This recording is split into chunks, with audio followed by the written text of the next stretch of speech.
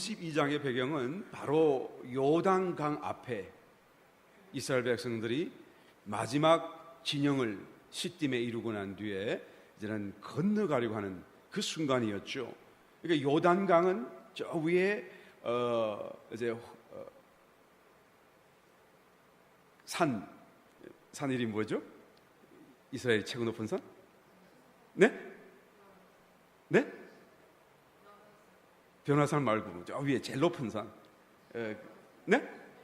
헬몬산이에요. 헬몬산에서 시작해서 이슬이 녹아서 이렇게 쭉 내려오다가 이제는 갈릴리 호수를 이루고, 그리고 여러 물론 지류 강들이 있습니다만 또 그 강들이 모여서 쭉 요단강을 이루어서 이제 밑에 사해까지 이르게 되죠. 아이 지도를 준비할까 말까 하다가 그냥 여러분이 너무 잘 아시는 것 같아서 뭐 말로 표현하면 되겠다 싶어서 준비를 안 했습니다만, 여러분 한번 상상해 보세요. 우리 상상하면 더 기억이 오래 남을지 모르겠네요. 위에는 헬몬산이 있고, 헬몬산에서 이슬이 녹아서 이제는 계곡 같은 것이 흘러내리면서 갈릴리 호수를 형성하고, 갈릴리 호수가 다시 이제는 강이 되어 흘러가면 요단강이죠. 요단강이 흘러서 밑에 사해를 이루게 됩니다. 그래서 이 요단강을 중심으로 이제는 동편과 서편, 하나님이 약속하신 말씀 가나안 땅은 서편에 있는 것이죠. 이 서편의 끝에는 지중해가 있고 바다가 있고, 그리고 요단강 건너편에는 동편, 요단강 동편은 이제는 오늘날 요르단이 이제 나라를 이루고 있고, 위에는 또 시리아 이런 나라, 또 밑에는 이라크, 또 저 동편은 이란까지 이렇게, 또 밑에 레바논, 이렇게 해서 다 레바논이 위에 있구나 참. 그렇게 해서 이런 나라들이 국경을 이루고 있는 지역이죠. 이때 당시 이제 출애굽하여서 하나님이 약속하신 가나안 땅으로 들어가는 이때 당시에는 모압과 암몬이라는 나라가 있었고, 또 그 중간중간에 아모리 족속들이 또 살고 있었어요.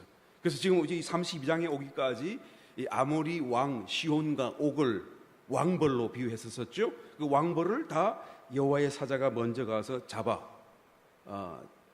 진압을 하고, 그리고는 이스라엘 백성들이 그냥 정복해 들어갈 수만 있도록 하나님이 길을 여신 것을 우리가 보아왔었습니다. 그래서 아모리 족속을 다 섬멸했고요. 그 다음에 이제는 그 요단강 오른편으로 돌아서 이제는 그 아모리 족속을 통과하고 다 정복하고, 이제는 강을 건너서 정작 하나님이 약속하신 바로 그 땅, 가나안 땅, 정말로 오매불망, 이제는 처음 한 40년 전에 잘못해가지고 40년을 유리방황하면서 광야에서 다 1세대가 쓰러져 죽기까지 이 시점을 기다려왔던, 정말로 하나님이 이스라엘 백성들을 인도하고 그들에게 축복으로 주시기를 원했던 그 약속의 땅, 또 선조 아브라함 때로부터 이제는 이삭 야곱으로부터까지 계속하여 말씀하셨던 그 모든 선조 때로부터의 유업의 땅인 그 땅, 가나안 땅을 지금 들어가려고 하는 바로 그 시점에 있었다라는 것이죠. 그런데 갑자기 이 두 지파가 모세에게 나와서 이렇게 요청을 합니다. 무슨 지파죠? 르우벤 장자 지파죠. 하나는, 또 하나는 무슨 지파예요? 갓 지파예요. 이 두 지파가 나와가지고, 모세요, 우리가 요단강을 건너지 않게 하소서. 왜? 우리가 여기에 살게도 충분하고 너무 좋고요, 우리에는 가축이 얼마나 많은지 모세가 잘 알지 않습니까? 라고 말을 하는 거예요. 모세가 깜짝 놀랐습니다. 왜요? 지금 40년을 방황하면서 이제는 여기까지 돌아오게 된 이유가 뭐죠? 바로 40년 전에 이스라엘 백성들이 이 땅을 정탐하고 돌아왔을 때 가데스 바네아였죠. 10명의 정탐군들이 불신앙적인 보고를 하고 이스라엘 백성들이 동요하고 동조함으로써 하나님이 그들을 다 광야에 쓰러져 죽게 만들었잖아요. 그래서 이제는 그것이 다 이루어져서 이제 다시 그 땅을 들어가려고 하는 그 순간에 나는 들어가지 않겠습니다 라고 말하는 거예요. 그러니까 얼마나 모세가 가슴이 철렁했겠어요.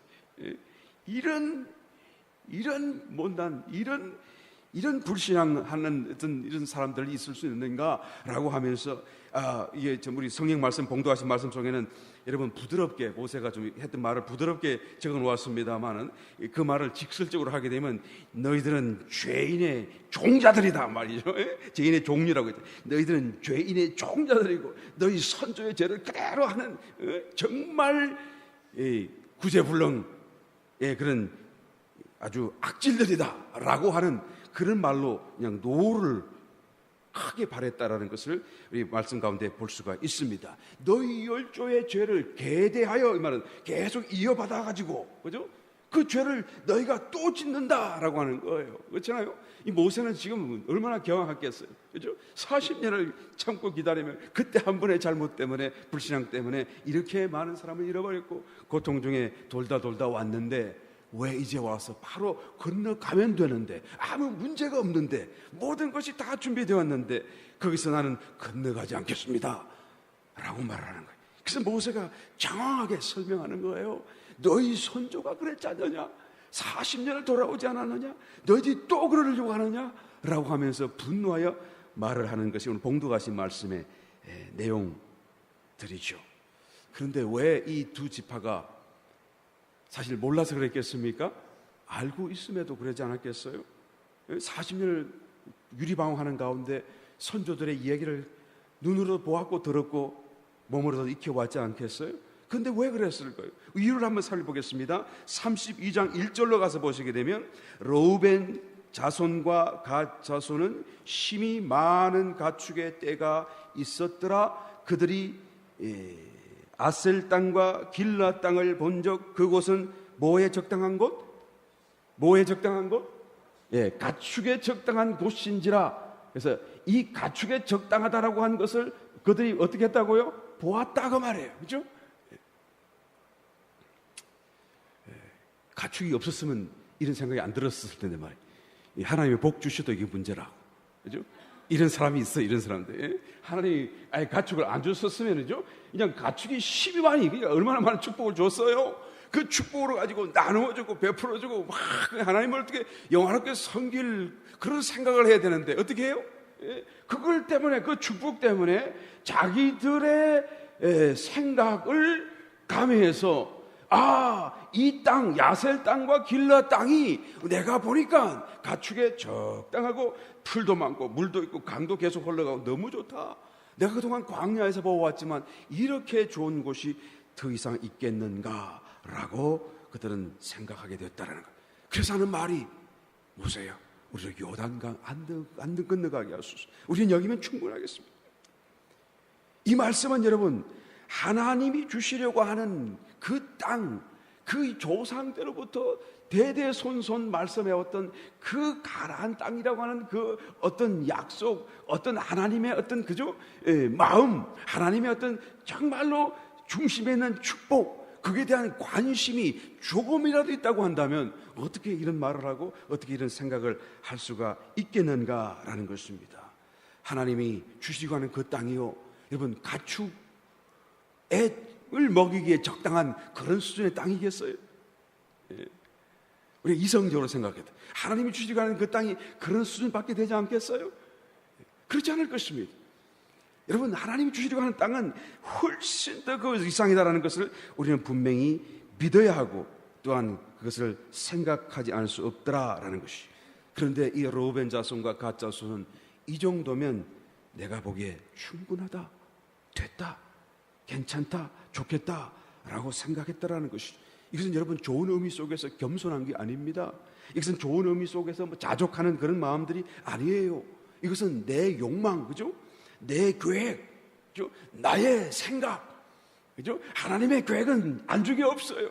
하나님의 축복도 그거 얼마나 크겠습니까? 내가 보기에 이 정도면 나는 충분해요. 좋아요. 하나님 가나안 땅으로 들어간다 한들 이것보다 좋겠습니까? 좋다고 그래봐야 얼마나 더 좋겠습니까? 라고 하는, 여러분, 하나님의 그 계획과 생각과 마음과 어떤 그것을 전혀 안중에 두지 않는, 정말로 교만하기도 하고 정말 불신앙적이기도 하고 정말 하나님으로 마음에 두지 아니하는 정말로 오만불손한 행동이 아닐 수 없다라는 것이죠. 여러분, 신앙이라는 것이 무엇이죠? 신앙이라고 하는 것은 내 삶을 주목하는 게 아닙니다. 내 뜻을 이루어가는 게 아니에요. 하나님, 이것을 이렇게 해주세요, 저렇게 해주세요가 아니라 그 말이에요. 신앙이라고 하는 것은 하나님의 길을 가는 것이고 하나님의 뜻을 따라 내가 순종하고 복종하여 가는 것이죠. 그래서 마침내 하나님이 이루시고자 하는 어떤 것을 나를 통하여 나에게도 이루고 나의 존재적으로 이루고 나를 통하여 또한 삶 가운데 나타내시기를 원하시는 바로 그것이 신앙이다라는 것입니다. 여러분, 이 신앙의 출발점을 우리는 늘 마음속에 되새기는 그 사람만이 정말로 하나님을 따라갈 수가 있습니다. 아멘. 그 사람만이 정말로 진정한 하나님이 예비하신 이 축복을 누릴 수가 있어요. 그런데 이 마지막 순간에, 그죠? 민수기 마지막 부분에 이르러서 하나님이 이걸 보여주시는 거예요. 얼마나 안타까운지 모르죠? 여기서 결정적으로 이제까지 잘 따라왔잖아요. 이제 요단강만 건너면 되잖아요. 무슨 문제가 없잖아요. 무슨 어려움이 없잖아요. 내 가축 다 죽었다 하면 무슨 어때요? 그죠? 내 재산 다 망해서 잃어버리면 뭐 어때요? 내가 또 내 목숨 병들어 죽으면 또 뭐 어때요? 주님만 있으면 되지. 아멘. 차라리 내가 가지고 싶은 거 다 가지고 내가 주님 바깥에 있다고 한다면 그같이 우리가 쓴 사람이 어디 있어요? 너희가 너희 목숨을 구하고자 하면 이룰 것이요. 그죠? 너희가 너희 목숨을 나를 위하여 복음을 위하여 잃고자 한다면 너희가 얻으리라. 아멘. 여러분, 정말 이제까지 따라왔는데 그냥 기가 막힌 상황이 아닐 수가 없는 것이죠. 정말 신앙의 눈으로 바라볼 적에는 이 루벤 자손과 갓 자손이 여러분 어떤 큰 적극적인 그런 어떤 무슨 무슨 범죄하는 건 아니지만, 그러나 또 어떤 그런 큰 어떤 뭐죠 죄를 짓는 건 아닐지 모르겠지만 심각한 실수를 하고 있는 것입니다. 결국은 이 실수가요, 알고 보면 결국은 적극적인 범죄와 별로 차이가 없어요. 똑같아요. 왜? 하나님 뜻 바깥에 있는 것이니까. 내 뜻대로 살겠다는 것이니까 말이죠. 내가 원하는 것을 가지겠다는 것이니까요. 내 삶을, 내 인생을, 내 지상의 삶을 내가 계획하는 대로, 내가 좋아하는 대로 내가 이루어가기를 원하니까요. 이것은 실제로 나쁜 짓하고 범죄하는 것과 별로 차이가 없는 거예요. 하나님의 뜻과 계획 안에서 벗어나는 것이죠. 가나안 땅에 들어가는 것이 아니다 그 말이에요. 가나안 땅 바깥에 머물러 있는 것이. 여러분, 하나님 말씀에 하지 말라 하는 것을 또 했을 적에는 그것은 범죄하는 것이라고 생각할지 모르겠지만, 살인하지 말고 강도짓하지 말고 도둑질하지 말라는 것을 범했을 때는 내가 죄책감을 느낀지 모르겠지만 사랑하고 긍휼히 여기고, 그죠? 그거 안 했다고 해서 내가 죄책감 느끼나요? 내가 내 형제를 내가 정말 사랑하지 못해 나는 정말 죄책감이, 나는 매일같이 통곡하는 그런 마음을 느끼나요? 우리의 마음이 참 이상해요. 그죠? 사랑하라는 말도, 또 도둑질하지 말라는 말도 다 하나님의 동일한 계명이고, 오히려 하지 말라는 것보다 하라는 것이 더 강력한 하나님의 요청이고 명령인데요. 그죠? 이것을 하지 않았을 적에는 죄책감을 별로 가지지 않는다라는 거예요. 하나님이 주시려고 하는 이 축복의 땅으로 들어가라라는 것이 말이죠. 권면이 아닙니다. 그죠? 그냥 뭐 할 수 있거든 하라. 그죠? 너 원하면 주겠다라는 것이 아니죠. 반드시 해야 될 것이고, 다른 어떤 하지 말라보다 이것 자체가 가장 해야 될 하나님의 명령이라는 것을 보게 되는 것이죠. 그저 사랑하지 말라, 사랑하라라는 말 하나의 계명보다도 어떤 면에서는 이 가나안 땅으로 입성한다는 것은 하나님의 중심적인 경륜 속에서의 약속이고 또한 목표라는 그런 사실을 우리가 깨달아 볼 때요, 얼마나 심각한 일인가라는 것을 우리는 말할 수가 있다라는 것이죠. 그런데 르우벤 자손과 갓 자손은 이것을 그렇게 심각하게 생각하지 않았던 거예요. 자기의 눈에 보니까 가축에 적당한 곳이다고 그래서 여기가 좋겠다, 우리는 요단강 건너가지 말게 하소서라고 감히 요청하는 것을 보게 되죠. 이 모세도 내가 볼 적에는 좀 잘못한 것 같아요. 이럴 때는 야단을 치고 데려가야 되는데 왜 그것을 허락했는지 모르겠어요. 물론 모세가 하나님을 대표하긴 하지만 완전할 수는 없겠죠. 사람이니까요. 그런데 더 놀라운 것은요, 민수기 32장 33절로 가서 보시게 되면, 우리 봉독하지는 않았었습니다. 이 요단강 서편 가나안 땅으로 들어가지 않는 그런 자손이 두 지파가 있었고 또 한 지파의 반이 있었어요. 보시게 되면 모세가 갓 자손과 르우벤 자손과 요셉의 아들 므낫세 반 지파에게 이렇게 했잖아요. 그죠? 이게 므낫세 지파의 반이라 그 말이지, 반. 그러니까 나머지 므낫세 반 지파는 들어갔어요, 안 들어갔어요? 들어갔겠죠. 예. 그런데 반은 나누어져서 안 들어갔어요. 그냥 이 땅 이제 국토를, 그죠? 아모리인의 왕 시온의 국토, 바산의 왕 옥의 국토를 주되 곧 그 나라와 그 경내 성읍들과 그 성읍들의 사면 땅을 그들에게 주매. 그러니까 어떻게 했어요? 이 두 지파가 또 반 지파가 그냥 넙죽 받고 감사합니다라고 하며 거기다가 성읍을 정하고 자기의 자손들을 남게 하고, 그죠? 가축을 또 거기서 보호하고 키우게 하고, 자기 남정네들은 이제는 그래도 가나안 입성하여서 전쟁하는 것에 자기들도 동참하고 다 끝나면 이제는 돌아오겠습니다라고 하며 이제는 참 어떤 면에서는 인간적인 타협을 갖고 이런 엉뚱한 하나의 결정을 내리는 것을 보게 된다라는 것이죠. 여기서 로벤 자손과 갓 자손이 이제 모세에게서 그 요단강 동편 땅을 받는 것은 그들이 요청했기 때문에 주는 것은 당연합니다만, 그런데 이제까지 전혀 이 두 자손과 지파와 더불어 말하지 않던 므낫세의 반 지파가 또한 이것을 받았다는 것을 주목할 필요가 있어요. 이 므낫세의 반 지파는 달라 하지 않았는데 그냥 모세가 주니까 그냥 감사합니다 하고 받고 그냥 눌러 앉은 경우예요. 왜 줬는지 모르겠어요. 그러나 많은 성경 주역가들은 생각하기를 아마 이 므낫세 지파가 요단강 동편에 있는 아모리 나라와의 전쟁에서 굉장히 격렬하게 앞서서 싸웠고 많은 공로를 세웠기 때문에 그들을 공적을 인정해서 그들에게 아마 이것을 이런 협상, 이런 어떤 공지사를 아마 오프했을 것이다. 그래서 그 사람들이 이것을 받았을 것이다 라고 추측할 뿐이다라는 것이죠. 그런데 중요한 것은 여러분, 하나님께서 왜 이 말씀을 하십니까? 왜 성경에서 이것을 말하죠? 이 므낫세 반 지파는요, 요셉의 아들이에요. 요셉의 아들. 요셉은 누구죠?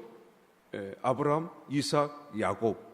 그리고 야곱의 12아들 중에 한 아들이 요셉이잖아요. 요셉이 어디로 가서 애굽에 가서 국무총리가 되었고, 그리고 거기서 아들 둘을 낳았는데 하나는 므낫세고 하나는 에브라임이었어요.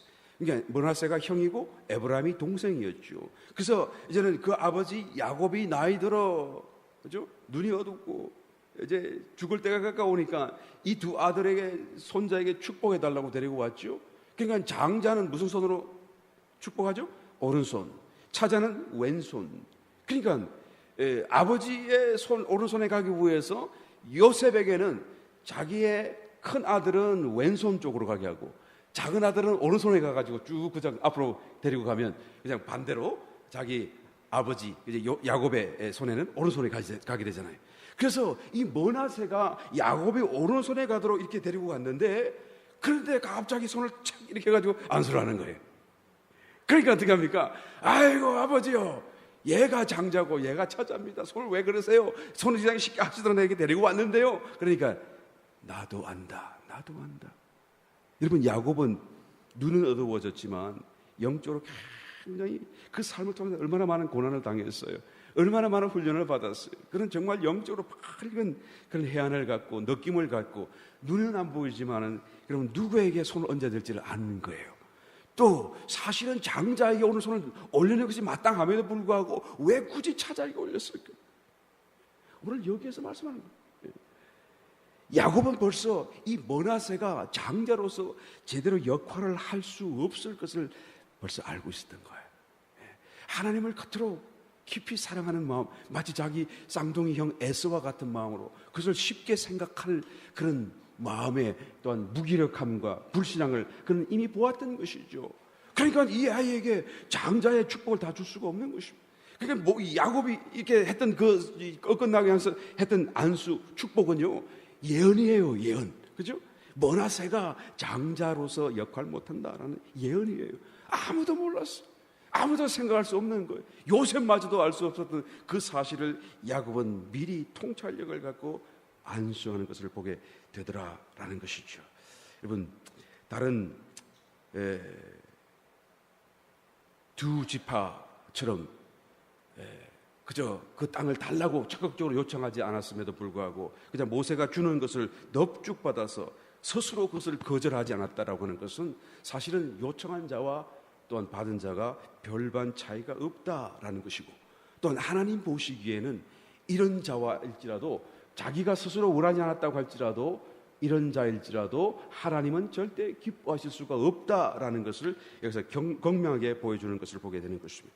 여러분, 실제로 그 요단 동편에 이 갓, 로벤, 므낫세 반지파, 이스라엘의 12지파 가운데 2지파 반이 이제는 큰 성읍을 이루고 살았지만 지금은 어떻게 됐나요? 요르단 나라가 들어와 있고요, 이스라엘이 살았다는 흔적이 그냥 조금도 남아있지 아니한 완전한 이방 땅이 되고 말았다라는 것을 우리가 볼 때에 하나님이 그 이름이 남기를 참으로 신중히 여기시고, 또 그 자손이 끊어지지 않는 것을 그렇게 하나님께서는 애써서 또 지키시려고 하시는 분인데요, 이 요르단에 그냥 전혀 이스라엘의 흔적이 남지 않도록까지 폐허가 된 이방 국가가 되어버리고 말았다라고 하는 이 사실은 여러분, 하나님이 무엇을 기뻐하시는 것인가 아닌가라는 것을 참으로 분명하게 보여주는 사건이 아닐 수가 없습니다. 여러분, 이 로번과 갓 자손, 큰 잘못이 아닌 것 같을지 모르겠지만 사실은 하나님 보시기에는 큰 잘못이, 심각한 실수요, 범죄와도 별반 차이가 없고 하나님 앞에서 이름이 지워져 버리는 그런 하나의 결과를 초래하는 사건인 것을 보여주는 것이죠. 여러분, 가나안 땅 들어가야 돼요. 아멘? 들어가야 돼요. 우리가 그냥 들어갈 수 있으면 좋고 아니면 괜찮다라고 하는 게 아니라 이 말이에요. 들어가야 돼요. 힘을 다해서, 뜻을 다해서, 그냥 사력을 다해서. 여러분, 가나안 땅이 뭐죠? 우리 지난 시간에 한번 자세히 말씀드린 적이 있습니다. 하나님의 임재라고 말씀드렸어요. 그리스도라고 말씀을 드렸어요. 그리스도 안에 들어가는 것이라고 말했어요. 오늘날 우리의 입장에서 보게 되면 임재 의식이라고도 말할 수 있겠죠. 하나님이 나와 함께하고 있다는 것을 느끼는 어떤 영적인 느낌, 의식이 바로 가나안 땅에 들어가는 것이다 라는 것을 말하는 것이죠. 히브리서 기자는 4장에서 보게 되면, 물론 처음부터 끝까지 다 이 얘기를 하고 있습니다만 특별히 4장을 읽어보게 되면 이 가나안 땅을 안식이라고 표현하고 있잖아요. 그래서 이 안식에 들어가는 도다 믿음으로. 그러나 내가 두려워하는 것은 너희가 못 들어갈까 봐, 복음을 들었었어도 너희가 못 들어갈까 봐 내가 두려워하는데, 왜 못 들어가는가? 들어가지 못하는 자는 왜 못 들어가는 것인가? 그것은 너희가 복음을 듣긴 들었으나 너희의 믿음을 화합하지 않기 때문이다. 과연 그 안식이 있다라는 것을 믿지 않고 들어갈 수 있게 되었다는 것을 믿지 않고 또 그와 같이 너희가 믿음으로 그것을 바라지 않기 때문이다. 그런데 이런 창세 때로부터 이미 있어 왔다. 하나님이 7일날 6일 동안 일하시고 제7일째는 쉬지 않았느냐? 안식이라는 것이 있지 않느냐? 그리고 다시 너에게 이 안식에 들어가지 못하리라 라고 말씀하신 것은 이 안식이 남아있음을 말하지 않느냐. 만약에 여호수아가 이 2세대를 이끌고 가나안 땅에 들어간 것을 성경이 말하기를 원한다고 한다면, 그러면 더 이상 안식에 대한 이야기가 말았었어야 될 것이다. 그런데 먼 훗날 다윗이 영감 속에서 말하기를, 오늘날 너희가 그의 음성을 듣거든 마음을 강팍해 하지 말고, 그때 강야에서 쓰러져 죽은 그 자들 같이 되지 말고 너희가 주님을 영접해서 주님 안에서 살고 들어가고 안식 안에 살기를 내가 원하노라 라고 말하는 것을 보게 되는 것입니다. 여러분, 이 안식은요, 시편 기자는 피난처라고도 말을 하고 요새라고도 말을 하고, 그렇죠?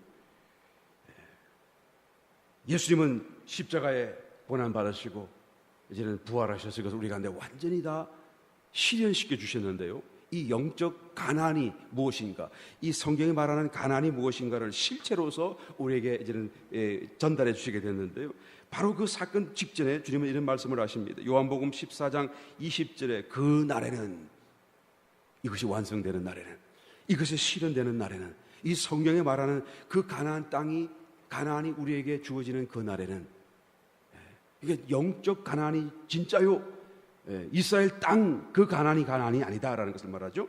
그 날에는 내가 아버지 안에, 너희가 내 안에, 내가 너희 안에 있는 것을 너희가 알리라. 문제는 여러분, 주님은 우리가 안다라고 말했는데 문제는 우리가 그것을 아느냐고 말이에요. 우리가 알도록 되어져 있다라고 말하는데 이미 그 날은 왔는데 문제는 우리가 정말 이 말씀대로 알고 있느냐. 주님이 내 안에 들어왔다는 것을 내가 또 내가 지금 주님 안에 있다는 것을 내가 알고 있느냐고 말할 수 있느냐라는 것이 문제인 것이죠. 이것이 바로 성경에서 지금 말하고 있는 영적 가난 입성을 두고 말씀하는 거예요. 이 말씀은요, 다만 어떤 삶에 있어서 문제 해결을 말하는 게 아니죠. 어떤 하나님의 기적을 체험하는 것을 얘기하는 게 아니죠. 뭐 환상을 보고 내가 좋아하는 그런 뭐 그런 게 아니죠. 또 하나님의 어떤 특별한 축복을 받고, 그죠? 하나님의 선물을 받는 뭐 그런 등등의 체험을 얘기하는 게 아니에요. 이게 무엇을 얘기하죠? 하나님의 임재 안을 얘기해요. 내가 지금 하나님의 임재 안에 있는가 없는가를 얘기하는 것이죠. 문제가 해결되어서 기쁜 사람은 그 사람 아직 임재가 아니에요. 왜요? 그 사람은 문제가 있다가 문제가 사라진 거죠. 그죠? 문제의 임재. 하나님의 임재가 아니다 그 말이에요. 그러니까 이 임재, 이 날, 이 영적 가난이라고 하는 것은 문제가 있어도 이미 내 마음속에는 기쁨이 있고요, 안식이 있어야 돼요. 문제가 해결되어서 기쁜 것이 아니고 문제가 해결되기 전에도 해결된 뒤에도 상관없는 그런 기쁨과 그런 어떤 안식이 내게 있어야 하는 것을 얘기하는 것이죠. 이게 임재 의식의 유무인 것입니다. 그것을 내가 지금 아는가 모르는가, 내가 문제가 해결됨으로써 나는 행복하다, 기쁘다, 나는 안식을 누린다, 그 얼마나 문제 때문에 고민했는가라고 하는 그런 사람이라고 한다면 그것은 여러분 지금 성경이 말하는 가나안 신앙이 아니에요. 무슨 신앙이죠? 기복 신앙이죠. 기복 신앙이죠. 하나님의 임재의 유무에 따르는 것이 아니고 문제의 유무에 따라서 내가 기뻐지기도 하고 슬퍼지기도 하는 그런 상황이 되는 것이죠. 우리의 신앙이 얼마나 지금 달라져야 할 것인가라는 것을 여기서 깊이 깨달아 가야 된다라는 것입니다. 오늘날 여러분 중생하고 구원받은 성도가 그 삶에서 여러분 기쁨이 없고 염려, 근심, 불안, 또 행복감이 없다라고 하면 그것은 무슨 뜻이죠? 하나님의 임재 의식이 없다 그 말이에요. 하나님 안에 지금 내가 없다 그 말이에요. 맞습니까? 하나님 안에 있는데 불행함을 느끼는 사람은 여러분 그것은 하나님 아니에요. 잘못된 것이죠. 착각하고 있는 것이죠. 내가 하나님 안에 있다라고 한다면 풍랑이 내 앞에 있을지라도 염려가 없습니다. 그죠? 주여 만일 주시어도 나로 건너오게 하소서. 그래 오라. 베드로가 물 위로 텅벅 뛰어들었잖아요. 두려웠지 않았었어. 그런데 물을 바라보는 그 순간 두려움이 다가왔고 그런 물 속에 빠져들기 시작했다는 것이죠. 물을 바라보았다는 것은 무엇을 말하죠? 바로 직전에는 내 마음속에는 주님이 보였고 주님이 들어와 있었는데 물이 들어와 있지 않았고 물이 두렵지 않았는데 이제는 주님은 떠나가고 물이 내 마음에 들어오니까 두려움이 들고 염려가 들고 이제는 불안감 속에서 물에 빠져들게 되더라는 얘기죠. 그래서 성도가 그 삶에 염려가 있고 근심이 있고 불안이 있고 행복감이 없다라고 하면 아이고 목사님 문제가 있으니까 그렇죠, 어려우니까 그렇죠, 그냥 힘들어서 그렇죠. 그게 아니라 그 말이에요. 그와 상관없는 임재 의식이 나에게 충만한가 아닌가, 내가 지금 영적 가나안 땅에 들어와 있는가 아닌가라는 것을 성경은 지금 묻고 있는 것입니다. 우리가 이 일에 우리는 분명해야 되고 이 일에 우리는 분명한 신앙적인 목표와 방향을 따라 살아가야 마땅한 것이죠. 여러분 가나안 땅의 실체는 이스라엘 땅이 아닙니다. 누누이 말씀드립니다만 가나안 땅의 실체는 이는 영적 가나안 땅으로서 그리스도 안에 들어가는 것을 말하는 것인데 바로 이 영적 가나안 안으로 들어가는 정말 성경이 말하는 이 가나안 땅에 대한 체험은 그리스도 안에서 일어나는 것이기 때문에 들어가는 사람만 느낄 수 있고 체험할 수 있고 알 수 있는 정말로 비밀스러운 체험이고 그 사람을 위하여 남겨두신 체험이죠. 하나님의 체험이 다 같을 수가 없어요. 하나님은 너무나 크신 분이기 때문에 모든 사람이 하나님이 이렇더라 저렇더라 말해도 소용없어요. 그것이 하나님을 다 말할 수도 없는 것이죠. 그러므로 모든 사람이 모든 체험을 다 달리 하게 될 텐데 이 가나안 땅의 실제 체험은 들어가는 사람을 위하여 남겨두신 특별한 비밀스러운 체험, 이기 때문에 성경은 어디에서도 이 가나안 땅에 대한 실체에 대한 체험을 구체적으로 묘사하지는 않습니다. 할 수도 없고요, 할 필요도 없고요, 해도 할 수가 없는 일이기 때문에요. 하나님을 어떻게 설명하겠어요? 하나님을 설명하는 것 순간 이미 하나님이 아니에요. 맞습니까? 하나님을 손가락으로 가리키는 순간 하나님이 저분이다 라고 가리키는 순간 이미 하나님이 아니에요. 왜요? 하나님은 여기도 계시니까 말이에요. 지금 굉장히 철학적인 말을 하죠. 굉장히 어려운 말인데, 하나님이 이분이 하나님이다 라고 말하는 순간 내가 체험했거든요. 그런데 벌써 하나님이 아니에요. 왜? 하나님은 여기도 계시니까. 여기에 계시는 하나님과 여기 계신 하나님을 동시에 말하지 않는 이상이에요. 그래서 내가 이것도 하나님이다 라고 하면 또 여기도 계시고 여기도 계시니까 말이에요. 그러니까 하나님이라고 말하는 그 순간 하나님이 아니에요. 그러니까 하나님을 묘사할 수가 없어요. 가나안 땅에 대한 실체에 대한 체험은 성경에 없습니다. 다만 가나안 땅이 있다라는 걸 얘기하는 거예요. 우리가 들어가야 된다라는 것을 말하는 것이죠. 어떻게 들어가야 되죠? 요단강을 건너가야 돼요.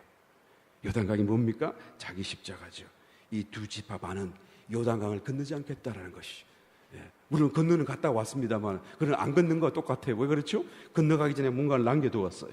건너가도 여기에는 마음이 없고 여기만 마음이 있어요. 그죠? 이것은 이게 건너가는 의미가 아니라 그 말이에요. 자기 십자가가 아니다 그 말이에요. 자기 십자가는 정말로 다 죽어지는 것이고 그것을 다 내려놓는 거예요.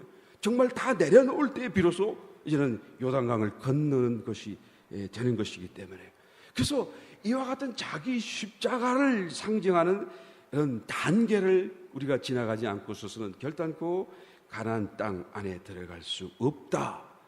너희가 설령 들어갔다 왔다 할지라도 이 두 지파와 다를 게 없다 라고 주님은 보여주기로 해요. 정말로 이제까지 있어왔던 모든 것 외에 정말로 이와 같은 경우, 이와 같은 체험은 특별한 체험이죠. 특별한 경우죠. 정말 안타까운 경우죠. 하나님은 여기와 같이 성도들이 바로 그 지척에서 그 하나님의 영적 축복 앞에서 멈추게 되기를 원치 아니하시기 때문에 이와 같이 자세하게 말씀하고 있는 줄 믿습니다. 요단강 건너편에 대한 묘사는 여러분 그것이 얼마나 좋고 얼마나 굉장한 것인가 설명한 직접적인 것은 하나도 없습니다. 오직 경계선만 얘기해요. 여호수아서에서 가서 보시게 되면요, 이제 그 땅에 들어갔잖아요. 근데 들어갔는데도 불구하고 그 땅이 얼마나 굉장하다 그런 게 전혀 묘사가 없고요. 뭐가 나고 이렇게 좋더라라는 얘기 전혀 없고요. 그냥 무슨 지파는 여기까지, 무슨 지파는 저기까지, 무슨 지파는 저기까지. 그래서 전체 이 땅 경계가 하나님이 주시는 가나안 땅의 경계니라라고 말씀하시는 그런 경계선에 대한 말씀만 있어요. 그리고 그것을 믿음으로 정복해 가야 된다는 믿음에 대한 말씀밖에 없어요. 이 말씀은 무엇을 말합니까? 하나님의 가나안 말씀하시는 그 가나안이라는 것이 분명히 존재한다는 사실을 말씀하기를 원하신다 라는 것이죠. 그러므로 여러분 사실은 모세 오경에서요, 성경은 일단락 끝이 나는 거예요. 민수기도 지금 가나안 땅에 들어가기 직전에 있죠. 그 다음에 요 민수기 뒤에 있는 신명기도 이제 들어가기 직전에 모세가 이제까지 있었던 일들을 쭉 회고하면서 마지막 설교하는 그런 내용들이 신명기에 있잖아요. 그러니까 이 신명기까지 모세기 창세기에서부터 이 신명기 모세 오경이 사실은 성경의 전부라고 말을 할 수가 있는 것이죠. 성경에 있어야 할 모든 것이 다 들어있어요. 하나님이 우리에게 하시고자 하는 말씀이 다 들어있어요. 그런데 우리가 다 못 깨달으니까 말이에요. 너무 함축되어져 있으니까 못 깨달으니까 그것을 좀 더 늘려서 우리가 알아듣도록 보완해주고 설명해주고 또 그죠? 그런 것들이에요. 그게 나머지 구약 부분이죠. 여호수아서에서도 마찬가지 말씀드린 그대로 그저 이것이 있다라고 하는 경계선에 대한 이야기일 뿐이고, 이미 가나안에 대한 이야기는 처음서부터 계속 되어져 왔던 것이고요. 아브라함 때부터 시작해서요. 그리고 여호수아서 이후에 있는 모든 구약들은 그 외에 다른 것들을 다른 측면에서 보완해주고 있는 것입니다.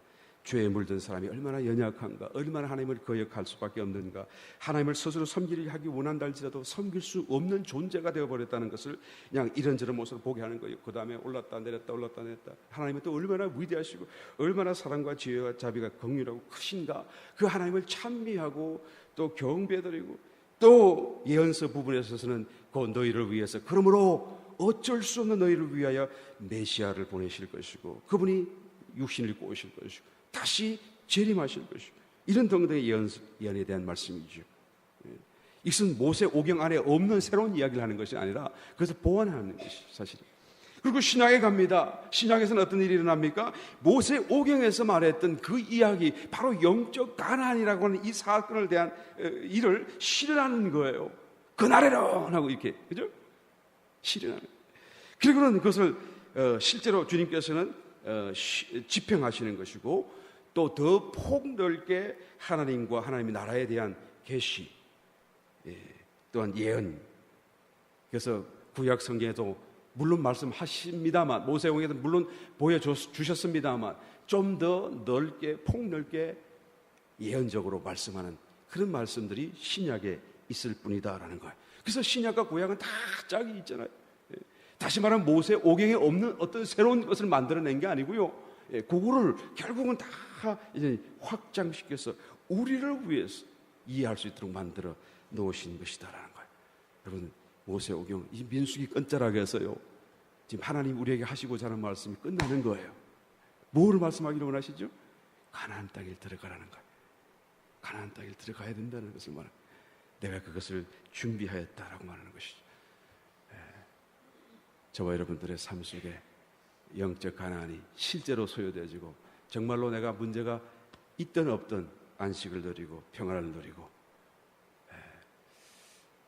사람이 좀 적을 때 풀이 죽고, 또 사람이 많을 때 이렇게 설교하는 그런 사람은 영적인 사람이 아닙니다. 그렇죠? 왜? 그 사람은 뭐에 따라 움직이는 거예요? 사람에 따라서. 그러니까 그 하나님의 성령의 임재가 아니고 사람의 임재, 사람이 있다 없다에 따라서 그냥 하기도 하고 풀이 죽기도. 여러분들 마찬가지죠. 옆에 사람이 더 많이 앉아 있다고 그래서 내가 오늘 뭔가 괜찮은 것 같고, 그게 아니라, 그렇죠? 내가 지금 하나님 임재이신 목장 예배를 가보면요, 식사를 잘 준비할 때가 있고, 어떤 때는 또 뭐 때에 따라서는, 경우에 따라서는 또 간단하게 식사를 좀 준비할 때도 있잖아요. 괜찮아요. 문제 없고, 하여튼 식사가 목적은 아닌데 말이죠. 그런데 이상하게 식사를 잘 준비하고 막 한뜩 맛있는 걸 준비한 날에는, 그날은 뭐 이게 목장 예배 말씀 전하기 전부터 벌써 분위기가 들떠가지고 말이죠. 무슨 말을 해도 막 아멘 아멘 막 은혜가 넘쳐요. 내가 깜짝 놀라겠어. 왜 이분들이 갑자기 이렇게 충만하지? 그 어느 나라 가서 보면은 막 굉장한 그런 은혜를 쏟아서 막 땀을 흘리면서 하는데도 죽고 있어. 왜 이러지? 왜 이렇게 힘들지? 하고 보면 나중에 다 끝나고 보면 이제 식사가 너무 간단해. 여러분, 영적인 사람이 되시기를 예수님이 축원합니다. 거기에 좌지우지되지 마시고요, 내 마음속에 늘 하나님의 임재가 있어야 돼. 문제, 환경, 어떤 형편에 따라서 좌지우지되지 말고, 그 문제 이전에 가나안이 내게 있는가 없는가가 절대적인 신앙의 관건이요, 하나님의 관심이고, 우리가 마땅히 받아야 할 축복이라는 것을 꼭 깨닫고, 그와 같은 체험적인 삶으로 우리 모두가 매일매일 나아갈 수 있게 되시기를 예수 이름으로 축원드립니다.